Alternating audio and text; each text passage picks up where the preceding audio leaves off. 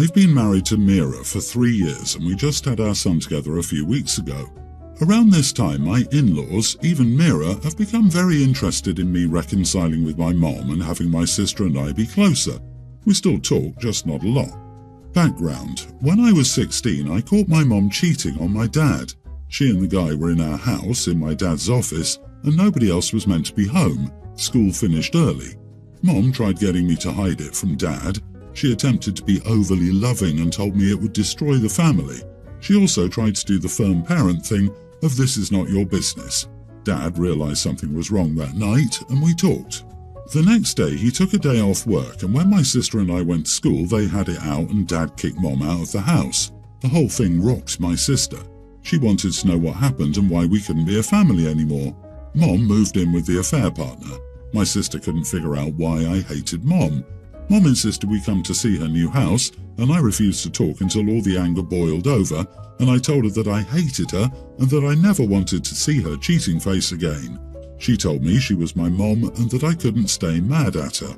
I told her she was dead to me. The cheating was one thing, but to try and force me to stay silent, to try and make me keep her nasty secrets, was even worse. I told her she was nasty and disgusting and that I didn't want to look at her. I was so mad.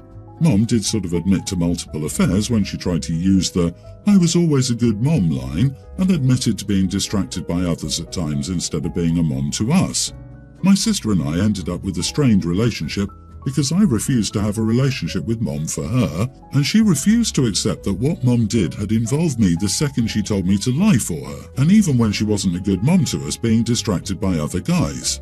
I haven't seen my mom in 12 years. My sister and I see and talk to each other, but it's like distant cousins who see each other once every few years, not siblings. Neither were at my wedding. I didn't invite Mom. My sister wouldn't come because I told her she couldn't bring Mom. It bothers my in-laws and they want me to reconcile so my son could have a healthy and whole family. They tried to claim that 12 years was long enough to leave the past where it is. Nina, my wife, said she'd like our son to be around his grandmother and not grow up seeing his dad hate her, or at the very least for my sister and I to be as close as we once were.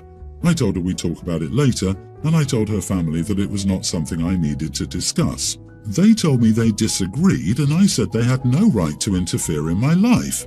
They took offense to this. They said they were thinking of their daughter and grandson, and I was rude. Am I the idiot? Not the idiot. They shouldn't dictate how you feel about something that directly affected you and your family. You've clearly decided that what happened with your mom is a defining moment in your relationship and have acted accordingly. Her actions irreparably damaged your family, your trust, and your dad's trust, and other people should have no say in the matter. Have a chat with Mira and express your boundaries. Hopefully she'll see where you're coming from. It sounds like it's time for the in-laws to learn to respect your wishes or be silent. Rude is expecting you to play happy families, and who even knows if she's changed and is a positive influence to have around. This is something you decide if and when she's ever allowed into your life again, and I suspect one day your sister may regret her choice when your mom betrays her too. But honestly, it sounds like you have a marriage issue more than an in-laws issue. I agree, your wife needs to stop listening to her parents' whispers in her ears and support you. Your mother was having affairs while you were still a child. 16 is also still a child. She tried to manipulate a child to lie on her behalf because she was too self-absorbed to put you first. She neglected your needs because she was too selfish to put you first. She caused a great deal of damage and a great deal of pain. Your in-laws need to show more respect here.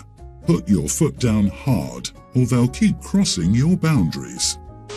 My girlfriend, 28, was traveling and asked me, 30 male, to stay at her place and look after her dogs. She told me I could use the car for anything I needed during my stay. She has 2 cars but did not specify which, a Porsche 911 GT3 and a Toyota Camry. I used the Camry most of the time, but took the Porsche for a short road trip to a hiking trail with my friend, and I hired a dog sitter that day. We had fun with it in an empty field, but nothing too extreme or over what the car is rated for. When she got back, she noticed the Porsche was dirtier. I didn't leave it extremely dirty or anything, just a normal amount of dirty, and asked me if I used that car. I said I did, but only once. She got upset and said that I should have known when I said the car she meant only the Toyota, as she always refers to the Porsche as the Porsche, or the GT3. She herself only uses that car for special occasions and sometimes takes it to a track, and our trip counted as a special occasion. She got the car checked as she claimed it felt different and came back with a costly maintenance quote and told me I should pay for the suspension and undercarriage damage parts of the bill. I feel like she's being an idiot. I only used it for one day, and I said I didn't know how maintenance was part of the deal and that I felt tricked. I offered to pay for the whole service of the Camry the next time it needs it. She got the other car knowing the maintenance is high for her hobbies and is trying to shift the maintenance cost to me. Am I the idiot? We did have fun with it in an empty field, but nothing too extreme or going over what the car is rated for. Yes, you are the idiot. Seriously? A field and a track are pretty different, and then you're surprised there might be a suspension and undercarriage problem? OP thought driving with his buddy to a field to burn out his girlfriend's Porsche while she was out of town was a special occasion. What the heck was OP thinking? This guy is 30. It's unfortunate that the girlfriend has excellent taste in cars but crappy taste in men. The fact that you took the Camry every time except once is a big indicator that you knew she meant the Camry when she said you could use her car. You also knew that even she only used it for special occasions. She also said you could use her car for things you needed, not for fun, which you admit to using the Porsche for. I don't know whether you damaged the car or not, wouldn't surprise me if you did, but at the end of the day, if you hadn't taken her car out to have fun in an empty field, there would be no question. No one tricked you. You screwed up. Update. I didn't know you couldn't use the car in fields, and my friend really wanted to try the car and pressured me to let him try it in the field, even though I was reluctant, but he assured me it wouldn't cause any damage. I will pay the bill in that case, maybe even the whole bill. I could afford it, and I doubt my friend would pay for it. I'm a young teen and I babysit for a few people in my neighborhood. On Friday, I was babysitting for a couple that moved into the city from the south. They're only a block from my house, so my parents were okay with me staying there until 10. They said they would be home by 9. They didn't get home at 9. At 9:45, I started texting them to see if they were on their way. Then I called my parents. My mom came over because I was getting worried. It had snowed pretty badly on Friday and they weren't answering. At 11:30, we phoned the police. I was freaking out. The police got their names and address, and I guess they found their license plates like that. They found them in about 25 minutes. They were at their friend's house. They called me and they were mad that I called the police. I promised I wouldn't have called the police if they'd answered my texts or calls, and my mom was concerned as well. I didn't call them to get them in trouble. I was worried, but they told my mom that I was not mature enough to be babysitting if that's how I'm going to behave. I feel kind of bad that the police made them come home from their friend's house, but I think that they should have answered the phone. What if there was something wrong with the kids? Am I the idiot? Not the idiot. The parents were taking advantage of you. You did everything you should have, including trying to reach them, contacting your mother, and then contacting the police. You've done nothing wrong. The parents are angry at being caught out on bad behavior. When parents tell the person caring for their children, "We'll be back by X time," and they're not, then proceed to not respond to their phones. It's responsible to contact the authorities because literally anything could have happened to them. And in this context of there having been heavy snow recently, an accident would be a really obvious assumption. OP should never trust them again and should perhaps let Mom quietly spread the word about what happened so other potential babysitters are aware of how these people operate. Yes, OP, you sound really responsible. Good on you for checking in and calling your mom. Those are perfectly responsible and mature actions to take in that situation.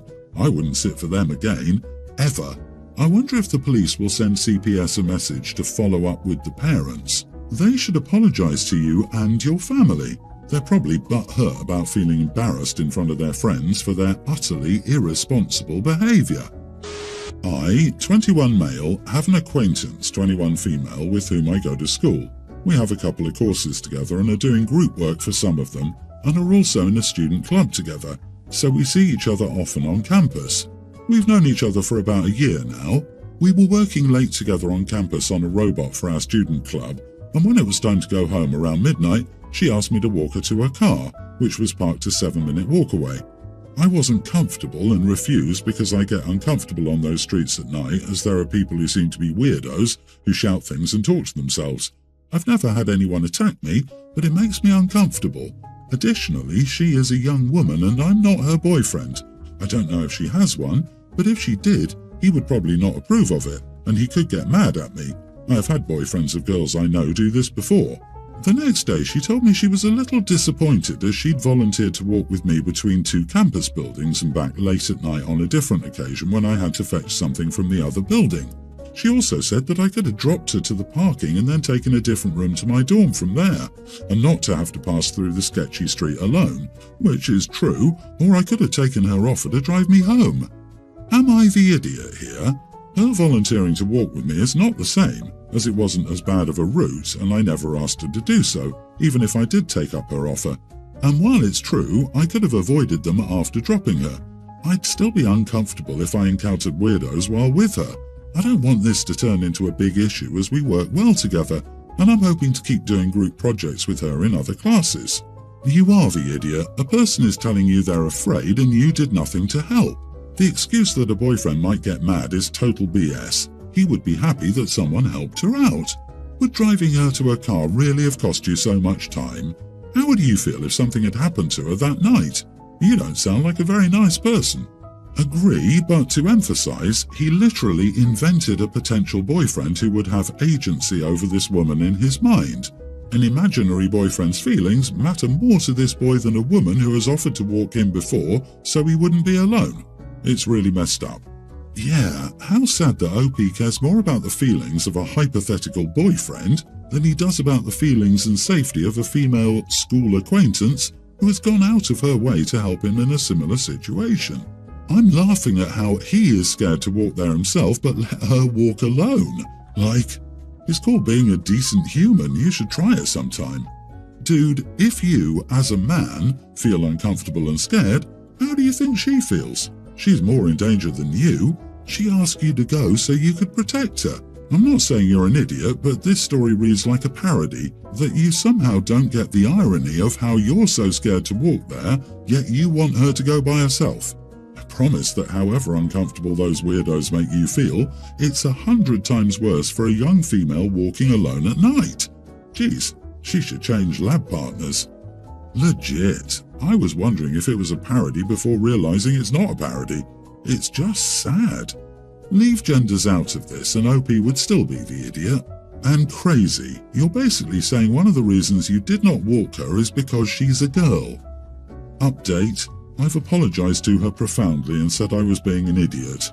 I'm not an idiot, and I know it can be dangerous for women. I would have done it for a friend or my sister, but I was being an idiot and not considering her to be a friend and more like a stranger I tend to meet occasionally, which was wrong of me. My longtime friend Beth, 33 female, and her husband John just had a son. When they were trying, Beth wanted me to be godmother and I was honoured. The problem is she's hardcore with her beliefs. She doesn't want to expose her child to anything she doesn't agree with. One of those things is my long-term boyfriend, Ira. Ira is bi.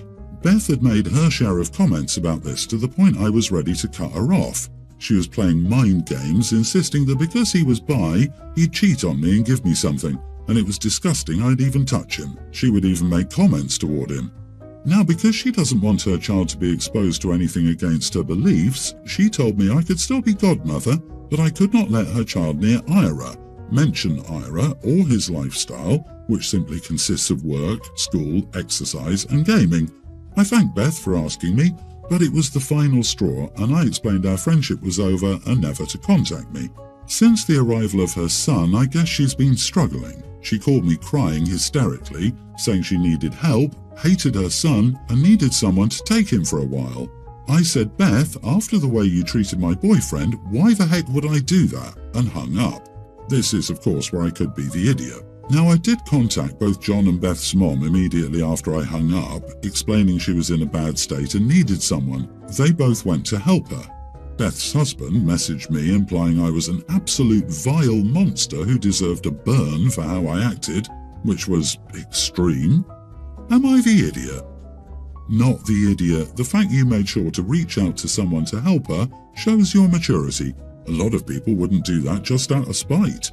It sounds like she may have postpartum depression, which can spiral downward if she doesn't get help. So it truly is a good thing you reached out. Good for you for calling John and Beth's mom. This could have been a dangerous situation for the child, and even if you don't like Beth anymore, this child deserves a kind person to help them. But the husband is the idiot.